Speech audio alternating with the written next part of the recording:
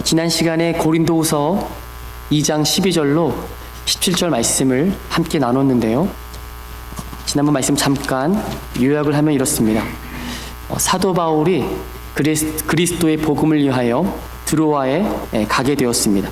그런데 그곳이 도착하자마자 주 안에서 드로아에서 복음의 문이 활짝 열리게 된 것입니다. 드로아에서의 사역이 활발하고 또 왕성할 수 있었음에도 불구하고 사도 바울은 내 형제인 디도를 만나지 못함으로, 다시 말해서 편지를 보냈는데 디도가 다시 오지 않으므로 마음이 편치 않아서 그냥 마게도냐로 갔다고 했습니다. 왜냐하면 그전에는 사도 바울은 사람 중심이 아니라 일 중심으로 사역을 했었는데 이제는 일 중심이 아니고 사람 중심으로 바뀌게 된 것입니다.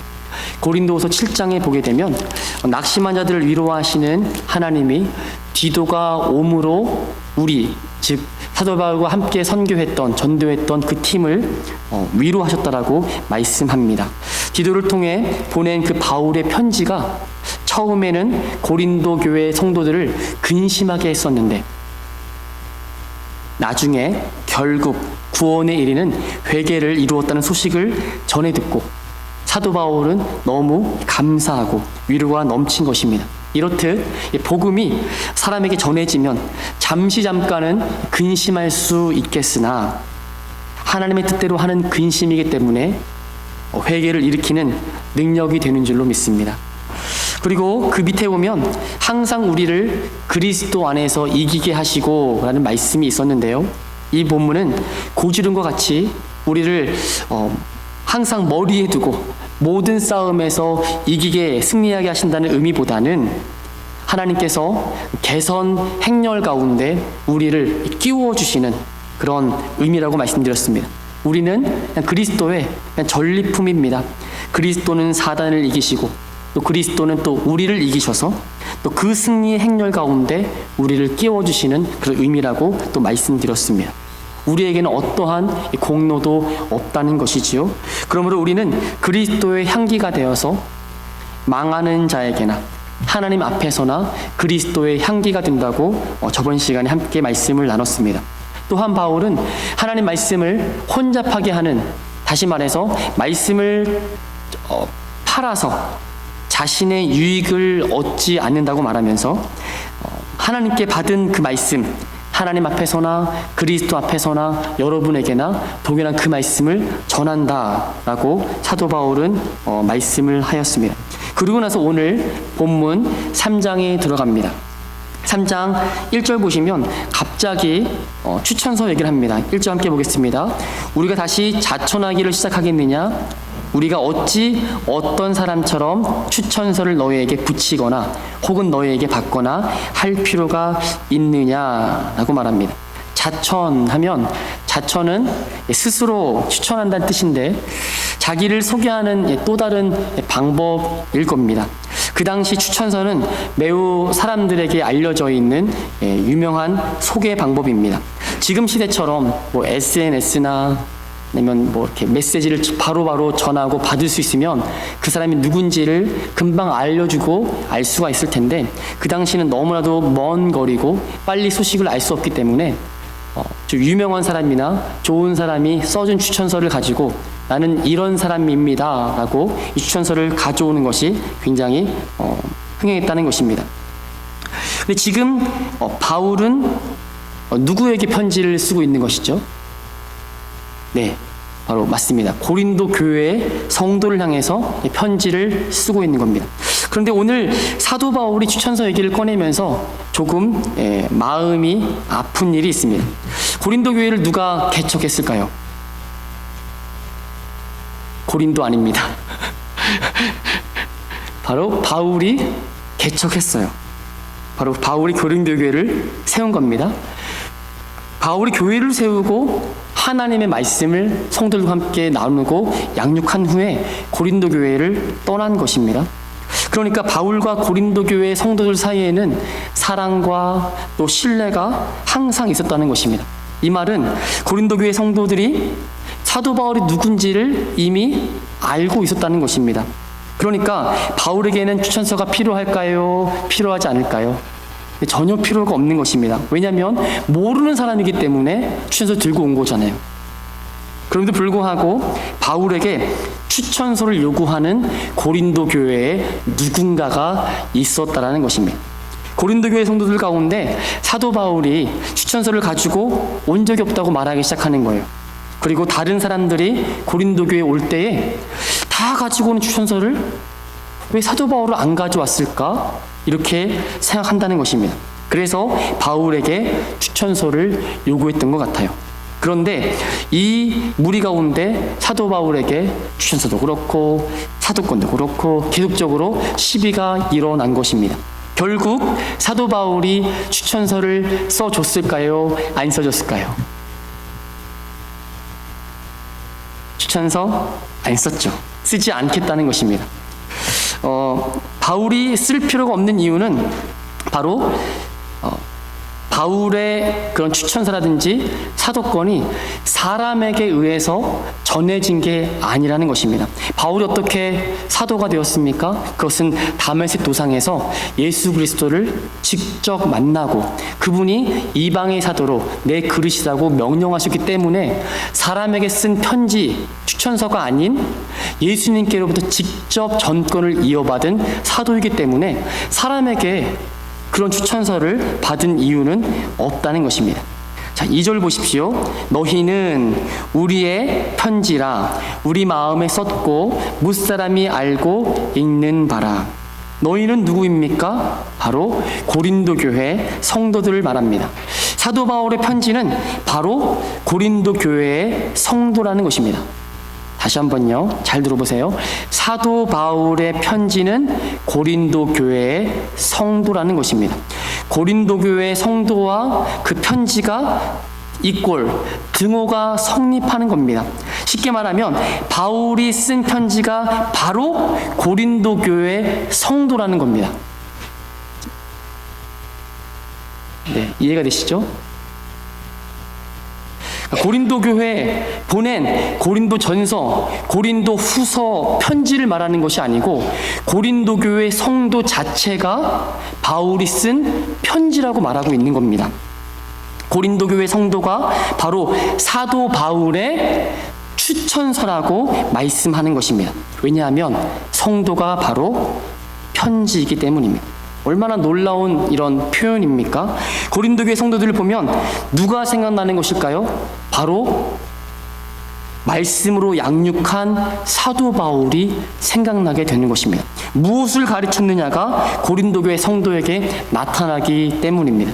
그러니까 우리 교회 성도들이 세상에 나가서 다른 사람들을 만나면 사람들이 우리를 어떻게 합니까? 우리가 편지니까 우리를 보고 읽는 것입니다. 어떤 게 읽혀지느냐가 중요한 것이겠죠. 다시 2절을 보시면 너희는 우리의 편지라 우리 마음에 썼고 무사람이 알고 읽는 바라. 저는 소원하기는 우리 교회에 있는 모든 성도들이 복음을 듣고 또 복음이 우리 가운데 쓰여져서 다른 곳에 나가면 사람들이 다 우리 성도들을 보고 그리스도를 읽어낼 수 있기를 간절히 원합니다. 우리 교회 성도들이 복음을 만났으니 전에 복음을 듣지 않았을 때와 전혀 다른 모습으로 바뀌었던 것을 우리가 알려주는 것이 아니라 그 사람들이 우리를 편지로 읽어낼 수 있기를 바라는 것이죠. 이러한 사실을 논리로 따진다면 우리 모두는 다 예수 그리스도의 편지가 되는 것입니다. 오늘 사도 바울은 이렇게 말씀합니다. 3절 말씀에 너희는 우리로 말미암아 나타난 그리스도의 편지니 이는 먹으로 쓴 것이 아니요 오직 살아계신 하나님의 영으로 쓴 것이며 또 돌판에 쓴 것이 아니요 오직 육의 마음판에 쓴 것이니라 라고 말씀합니다. 사도 바울이 고린도 교회에서 사역을 하면서 양육도 하고 성경 공부도 하고 기도회도 갔고 여러 가지 목양사역을 하면서 성도들에게 편지를 쓴 것입니다. 다시 말하면 성도들이 그리스도의 내용은 그리스도고 성도가 편지지가 되고 사도 바울은 연필이 돼서 하나님께서 복음을 전할 때마다 그 성도들에게 그리스도를 새겼다고 말씀하고 있는 것이에요. 성도들이 모두 고린도 교회의 편지가 된 것입니다. 이 말은 바로 교회에서 말씀을 배우고 예배드리고 기도했던 모든 사역 전체가 그리스도의 편지라는 것입니다. 잘 보십시오. 그러니까 바울은 고린도 교회에서 목양을 하면서 고린도 교회 성도들에게 바로 그리스도를 써 내려갔던 것입니다.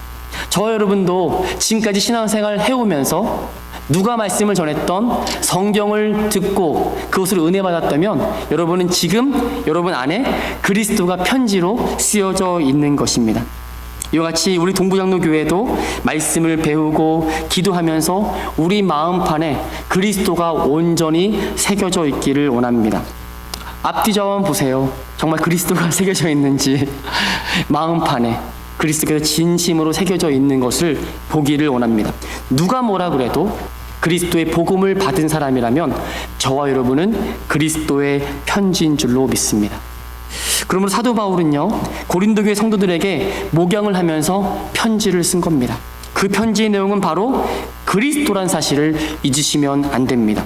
저와 여러분도 하나님 말씀을 듣고 배우면서 우리도 모르게 우리 마음판에, 우리 마음속에 그리스도를 내용으로 편지가 쓰여져 있는 것을 생각한다면 어디를 가든 당당하게 내가 그리스도의 편지인 것을 나타낼 수가 있는 것이죠. 다시 3절을 다시 한번 읽어보겠습니다. 우리 함께 3절 한번 읽어볼까요? 시작. 너희는 우리로 말미암아 나타난 그리스도의 편지니 이는 먹으로 쓴 것이 아니요 오직 살아계신 하나님의 영으로 쓴 것이며 또 돌판에 쓴 것이 아니요 오직 육의 마음판에 쓴 것이니라. 아멘. 명확하게 다시 말씀합니다. 너희는 우리로 말미암아 나타난 그리스도의 편지니, 고린도 교회 성도들은 바로 사도 바울로 인하여 그리스도의 편지가 된 것입니다. 여러분도 마찬가지죠. 성경을 통하여서 그리스도의 편지가 된 것입니다. 1절에는 사도 바울이 자천이 필요하냐, 추천서가 필요하냐로 시작했습니다. 사도 바울은 고린도 교회를 설립한 사람이기 때문에 추천서가 필요 없지요. 성도들에게 왈가불가 필요하니 안 필요하니 대답하지 않을 수도 있었습니다. 그러나 바울은 그리스도가 친히 사도로 명했기 때문에 누구보다도 떳떳하고, 그쵸? 그리고 사람들이 써준 추천서보다 훨씬 더 효과적인 것은 바로 사도 바울이 목양함으로 세운 고린도 교회 성도가 나의 사도 바울의 추천서라고 말하는 것입니다. 더 이상 필요가 없는 것이죠. 왜요? 그리스도를 전했고 그리스도로 말미암아 여러분 모든 성도들이 다 내 추천서입니다라고 사도 바울은 말씀하고 있는 것입니다. 혹시 하나님께서 돌판에 써주신 것을 기억하십니까? 기억하시나요? 뭘 써주셨죠? 네, 십계명입니다. 그렇죠? 하나님께서 직접 손가락으로 써주셨어요. 십계명의 내용을 요약하면 하나님 사랑과 내 이웃을 내 몸처럼 사랑하라입니다. 십계명은 다시 말해서 율법이라고 말하기보다는 우리를 향하신 하나님 아버지의 사랑의 표현이에요. 1계명만 보아도 알 수 있습니다. 자, 성경을 보지 마시고 1계명이 무엇입니까? 나 외에 다른 신을 내게 두지 말지니라. 이 말씀은 나와 하나님 사이에 어느 누구도 끼어들 수 없다는 말씀입니다. 다시 말해서 하나님 외에 다른 신 섬기지 마라고 말하기 앞서서 하나님과 나 사이에 어떤 것도 그 안에 들어가면 그것이 우상이 되는 것이고 그것이 다른 신이 되는 것입니다. 그러므로 하나님을 올바로 알고 그분을 바라보고 섬기고 있다면 우상이 하나님과 나 사이에 들어올 수가 없는 것입니다. 이것은 바로 하나님과 나 사이의 관계성을 말씀하는 겁니다. 부부 사이에 다른 어떠한 남자나 다른 어떠한 여자가 그 사이에 들어오지 못하듯이 하나님과 나 사이의 사랑의 관점에서 말씀하시는 것으로 보아야 한다는 것이에요. 하나님께서 친백성 삼아주신 이스라엘에게 그런 사랑의 계명인 십계명을 허락해 주신 겁니다. 그런데 이 볼판에 쓴 이 십계명을 이스라엘 백성들이 다 못 지키고 실패하고 맙니다. 우리 함께 찾아보겠습니다. 출애굽기 31장 18절 말씀입니다.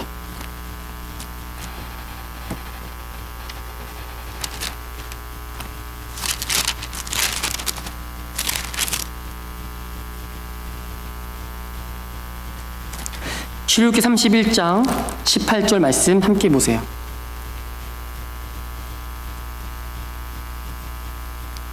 출애굽기 31장 18절 말씀입니다. 함께 읽겠습니다. 시작. 여호와께서 시내산 위에서 모세에게 이르시기를 마치신 때에 증거판 둘을 모세에게 주시니 이는 돌판이요 하나님이 친히 쓰신 것이더라. 맞죠? 하나님께서 직접 손으로 써주신 두 증거판, 십계명이 맞습니다. 그런데 그 사랑의 내용을 담아줬는데 그럼에도 불구하고 실패했다는 것입니다. 그것을 지켜낼 만한 능력이 사람에게 없었다는 것이죠. 로마서 3장 20절 말씀에 보면 그러므로 율법의 행위로 그의 앞에 의롭다 하심을 얻을 육체가 없나니 율법으로는 죄를 깨달음이니라.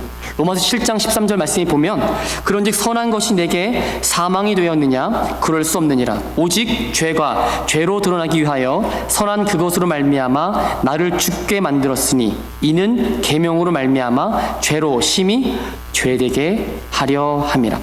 이 두 말씀을 통해서 우리가 알 수 있는 것은 하나님의 사랑의 요구에 우리가 이룰 수 없는지를 낱낱이 보여주고 있습니다. 율법으로는 죄를 깨닫게 하는 이런 기능이 있고 또한 죄로 심히 죄되게 하는 것이라고 성경은 명확하게 말씀하고 있습니다. 우리 하나 더 찾아보겠습니다. 예레미야서 31장입니다.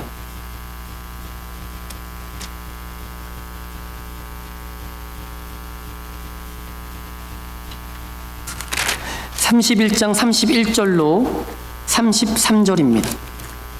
예레미야서 31장 31절로 33절입니다. 구약성경 1100면 정도에 있습니다. 1100면. 예레미야서 31장 31절로 33절입니다.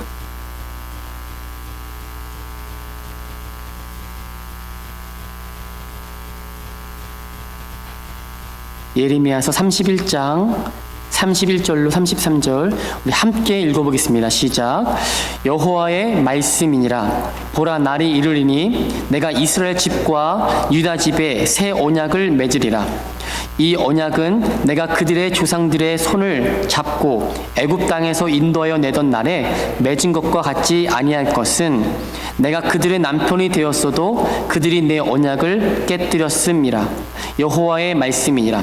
그러나 그날 후에 내가 이스라엘 집과 맺을 언약은 이러하니 곧 내가 나의 법을 그들의 속에 두며 그들의 마음에 기록하여 나는 그들의 하나님이 되고 그들은 내 백성이 될 것이라. 여호와의 말씀이니라. 아멘.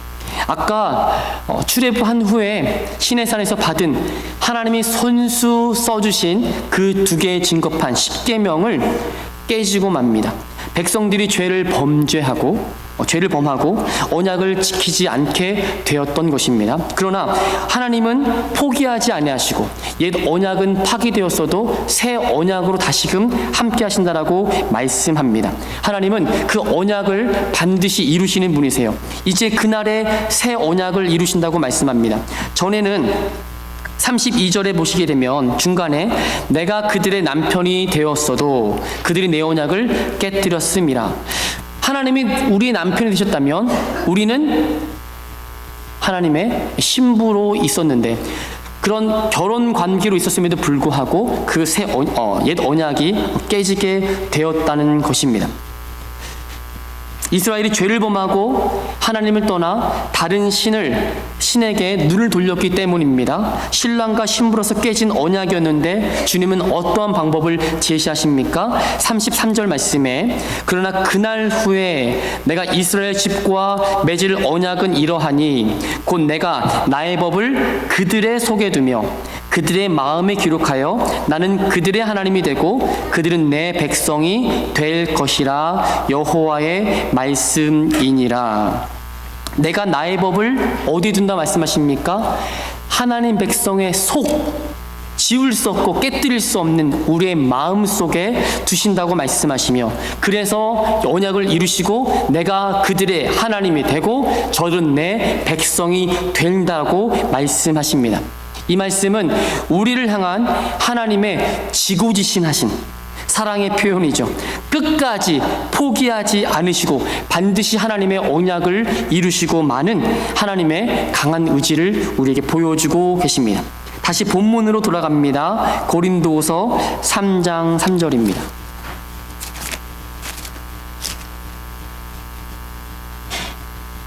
고린도서 3장 3절 말씀,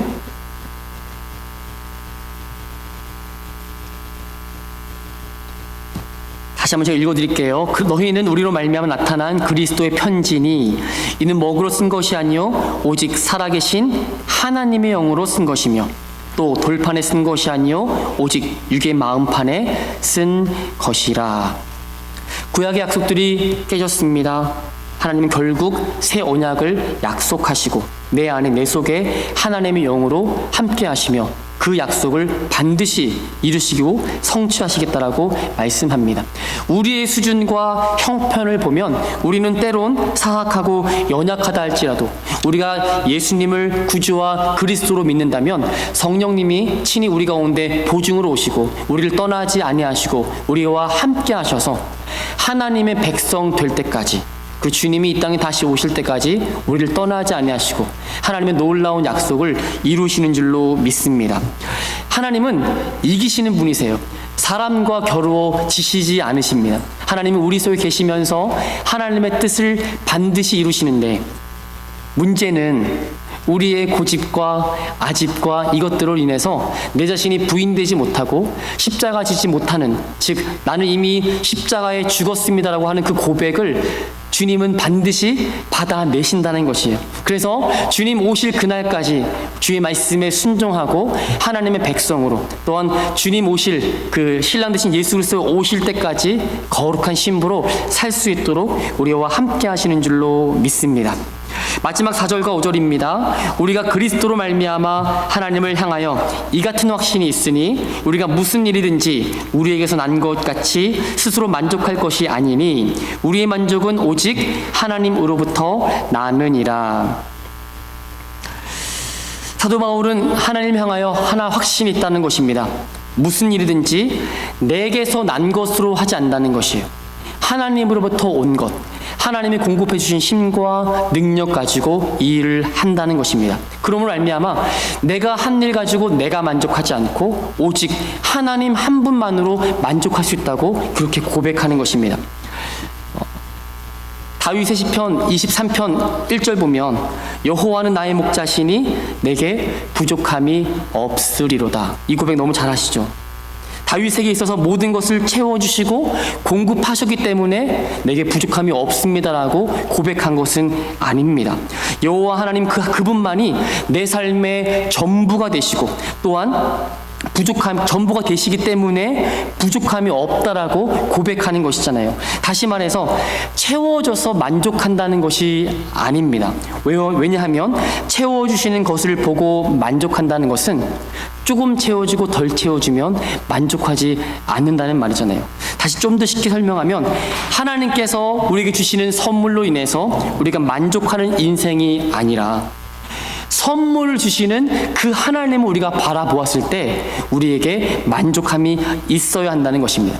선물은 끊기거나 또 선물이 작아질 때에, 그렇죠? 작게 느껴지면 만족은 줄어들잖아요. 그런데 선물의 내용과 상관없이 선물을 주시는 그분 하나님을 바라보고 그분 자체에 우리가 만족함이 있다면 우리의 어떤 상황 속에서도 하나님을 바라볼 수 있고 그분만으로 인하여서 우리가 기뻐할 수 있는 줄로 믿습니다.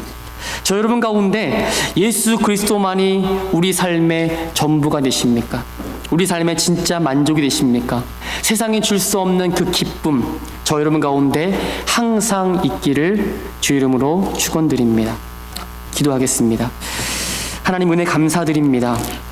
우리 동부교회 성도들을 하나님의 영으로 쓴 그리스도의 편지라 불러주시니 감사합니다.